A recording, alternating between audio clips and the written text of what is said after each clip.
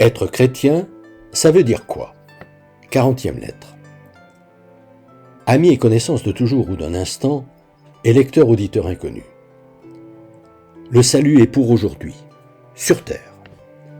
Sans pour autant nier que le salut ouvre évidemment à l'humanité les portes de la vie éternelle après notre mort, comme l'Église l'annonce, je vous propose de vérifier que le salut proclamé par Jésus est bien d'abord pour ici, comme je viens de l'écrire, pendant que nous sommes sur terre, à la lumière de ce que signifie la formule même dont il se servait quand il commençait à enseigner.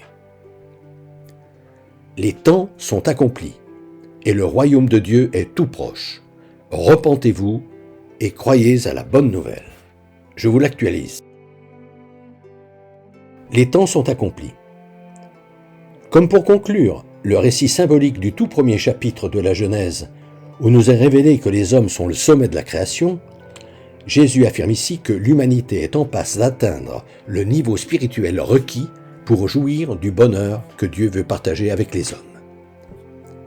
Rappel, parmi les hommes de bonne volonté, Dieu a choisi Abraham, puis ses descendants, le peuple juif, pour révéler son projet grandiose de partager son bonheur. À la fin des temps, après que le peuple élu ait assuré la gestation de cette promesse, une jeune fille juive, la Vierge Marie, conformément à ce qu'entre-temps avaient annoncé les prophètes, a engendré le Messie, Jésus qui, prenant le relais, a réaffirmé de façon magistrale que cette promesse concerne toute l'humanité. Le royaume de Dieu est tout proche. Dans la bouche de Jean-Baptiste et de Jésus, cette affirmation veut très exactement dire que, si nous mettons les valeurs qui sont au fond de nos consciences à la première place dans nos vies, nous allons jouir du bonheur extraordinaire que notre Créateur veut partager avec nous, et ainsi transformer la terre, notre maison commune, comme dit le pape François, en paradis. Repentez-vous. Ici, Jésus utilise l'expression même dont se servait Jean-Baptiste pour inviter les riches qui venaient se faire baptiser au bord du Jourdain à changer de comportement. Ces riches que nous sommes tous, nous à qui Dieu fait, en ce moment même où vous lisez ces lignes, le don inestimable de la vie, nous accordant de pouvoir respirer, voir et entendre normalement, de disposer de mains pour saisir, travailler et caresser, de jambes pour nous déplacer, d'un cerveau pour penser. Et je ne parle pas de celles et ceux d'entre nous qui vivons dans un pays en paix, où chacun est vêtu et logé, peut manger à sa faim, être soigné, aller à l'école. Voire qui, en plus, bénéficions parfois du privilège d'être nés dans un milieu aisé, cette super injustice apparente, tellement elle paraît imméritée. L'explication de cette injustice apparente se trouve dans l'épisode qui nous a été rapporté de la guérison de l'aveugle de naissance.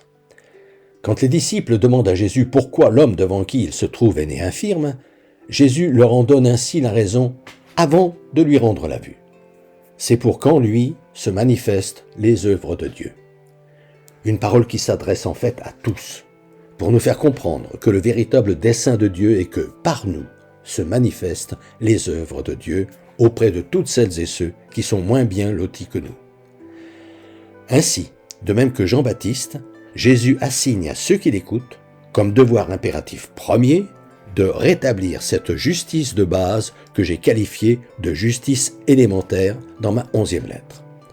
Ce qui veut dire, à nous, les nantis de ce monde, le Créateur a confié la mission de tirer vers le haut, pour les élever sur les plans individuels, psychiques et spirituels et social, toutes celles et ceux que leur naissance a défavorisés, afin que, comme nous, ils puissent jouir pleinement de la vie. C'est ce que signifie la prophétie d'Isaïe. Aplanissez les sentiers du Seigneur. Tout ravin sera comblé. Les passages tortueux deviendront droits, que Jean-Baptiste a simplifié en « que celui qui a 2 chemises partage avec celui qui n'en a pas et que celui qui a de quoi manger fasse de même ». D'où, lorsque chacun des riches que nous sommes se repentira, c'est-à-dire reverra sa façon de vivre et s'emploiera à compenser les inégalités insoutenables qui existent entre ceux d'entre nous qui ont été avantagés à leur naissance et ceux qui ne l'ont pas été, ces inégalités qui, lorsqu'elles nous laissent indifférents ou pire, nous satisfont, témoignent de notre mépris envers ses frères et sœurs qui sont moins bien lotis que nous, les conditions étant alors remplies pour que nous vivions tous, désormais de manière aisée, nous pourrons enfin jouir sur terre de la paix et du bonheur que Dieu a voulu partager. Repentir à ne pas confondre avec donner quelques piécettes à celles ou ceux qui demandent l'aumône, ni même à leur donner largement de notre superflu. Il s'agit d'entreprendre une démarche en profondeur du même genre que celle qu'ont engagée Néhémie vers l'an 450 avant Jésus-Christ, ou les nobles qui, en France, au cours de la nuit du 4 août 1789, abolirent leurs privilèges. Il s'agit de révolutionner nos façons de penser et de nous comporter. Ce qui n'a rien à voir non plus avec la générosité dont firent preuve les disciples de Jésus qui, après sa résurrection et son ascension, s'imaginant qu'il allait revenir bientôt sur terre, se mirent à l'attendre, persuadés que son retour se traduirait par l'instauration immédiate d'un mode de gouvernement théocratique du genre communautaire. Dernière expérience qu'ils firent d'ailleurs, mais qui, bien que louable, de même que l'expérience soviétique de 1916, échoua lamentablement. Sachant que les mots que nous utilisons sont le fruit de notre seule intelligence, donc que nous ne disposons pas d'un vocabulaire adapté au domaine spirituel pour faire comprendre que Dieu est amour, en effet, l'amour et la foi, c'est synonyme de la confiance, n'ont pas de mots pour s'exprimer, hormis la contemplation, laquelle, par nature, se passe de mots. Ainsi, les amoureux se tiennent-ils par la main en silence, tout à la joie d'être ensemble. Ou un super panorama nous laisse-t-il sans voix? Ou encore, les artistes s'expriment-ils de façon sublime par la peinture, la sculpture, l'architecture ou la musique? Et de même, Jésus ne nous a-t-il laissé de ses prières que son extatique « Abba, Père ». Et que de ce domaine de l'amour absolu, la vérité, que, lorsqu'il voulait que ceux auxquels il s'adressait se fassent une idée de la joie intense qui les submergerait s'ils suivaient son enseignement, Jésus ne savait faire autrement que comparer les petits efforts sur soi que cet amour de Dieu exige, avec les plus grands sacrifices que l'on peut nous demander ici-bas. Nul n'aura quitté maison, frère, sœur, mère, père, enfant ou champ, à cause de moi et de la bonne nouvelle, qu'il ne reçoive le centuple dès maintenant. Et, pour s'assurer que tous saisissaient bien qu'il ne s'agissait pas là d'une promesse devant se réaliser dans un avenir lointain, il reprenait son énumération en maison, frère, sœur, mère, enfant ou champ, réaffirmant au temps présent, ajoutant même, sans préciser davantage, et dans le temps à venir, la vie éternelle. Car Jésus, puisqu'il n'était qu'un homme, du moins quand il était sur terre, ne savait pas plus que nous ce qui se passe après notre mort. Sinon, comme l'affirme le credo chrétien, il n'aurait pas été un homme comme nous. Cette joie profonde, les religieuses et les moines en témoignent. Elle prouve que cette promesse de bonheur, qui est avant tout la bonne nouvelle, est bien pour aujourd'hui. Par exemple, c'est de cette joie profonde dont témoignait sainte Thérèse de l'Enfant Jésus, malgré les souffrances que lui causait sa maladie, quand elle écrivait « Extasiée, je vis d'amour ». Et croyez à la bonne nouvelle. Ce qu'il faut bien avoir à l'esprit, c'est, déjà, ce que veut dire le terme « croyez ». Le mot est très fort. C'est celui qu'utilise l'apôtre Jean quand il termine son évangile pour nous faire entendre que dire « je crois », au contraire de ce que le commun des mortels imagine, ce n'est pas se contenter de formuler les paroles d'un credo. C'est conformer ses actes avec ce que l'on dit. D'où croire à la bonne nouvelle, c'est croire au projet grandiose de Dieu qui, parce qu'il n'est qu'amour, a créé l'univers et a mis l'humanité à son sommet pour partager son bonheur.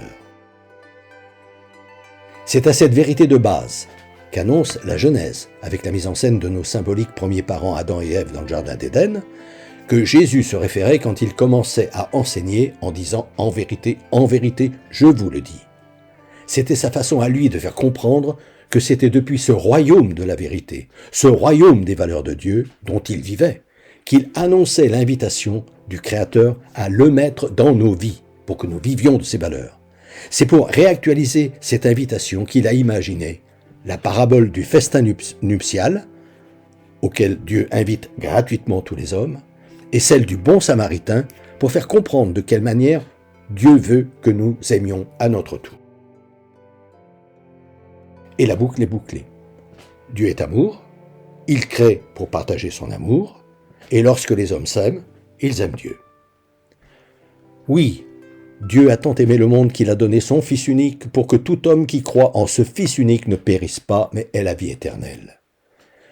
Ce Fils qu'il a extrait de la poussière, comme il est écrit dans la Genèse, est mis au monde d'une manière unique, en nous dotant d'une conscience, nous rendant ainsi membres de cet ensemble vivant, l'humanité, dont Jésus est le premier à avoir rempli toutes les conditions posées par le Créateur pour partager son bonheur.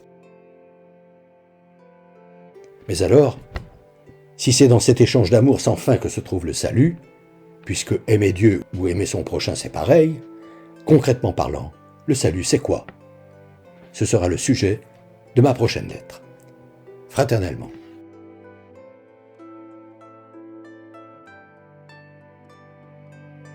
Depuis des années, environ une fois par mois, j'envoie une lettre d'information spirituelle à tout mon carnet d'adresses.